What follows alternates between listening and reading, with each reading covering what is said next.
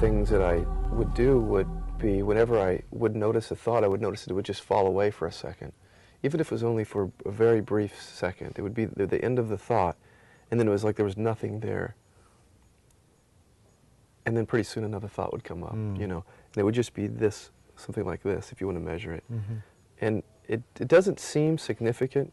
It certainly is completely insignificant to the mind, because there's not there anything to sort of, the next movement hasn't happened yet.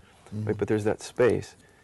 And what I would do is in that space, I would just relax into that space and look and sort of just be here for a second without, as much as possible, without having to emphasize a concept for a second. So, you know, just doing it right now, which is not really doing it, it's just recognizing that that awareness is here. The only thing that limits this experience or makes it feel like it's divided off between this and that, or that there's, or even edges to it, is it has to be a concept. Of course. The only way to have that experience, that this experience is divided, is for a thought to arise. So simply resting for a moment without any thought. The first thing that's nice is that you realize there's actually, there might be peace available to us, you know, because if you really kind of feel into that, you realize, well, this might be what people are talking about in religions when they say peace. The peace that surpasses all understanding, actually. Right, passes all understanding. Yeah.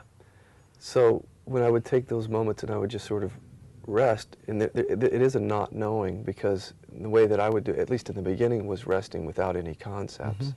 So to know something would be to have a thought. Or a fixed position of some sort. Or yeah, anything, even a mental image of something, or a past or a future, all of those being thoughts. But to just take a moment and see that nothing in my actual experience feels divided off from anything else until a thought arises. That's right.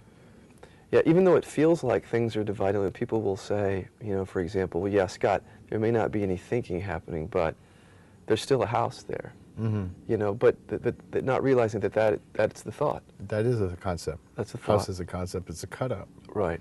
It's a cutout. And then they'll get, you know, we get really clever and we say, yeah, okay, that may not be true, that there's, you know, I mean, it may be true that you have to have the thought of a house to see something divided in your experience, but they'll say, but the color of the house is white, and the white is out there. And I'll say, okay, fine, except for if you just took a moment and you let that thought arise and fall, you would see that the white is also a thought that comes through. And when you're looking without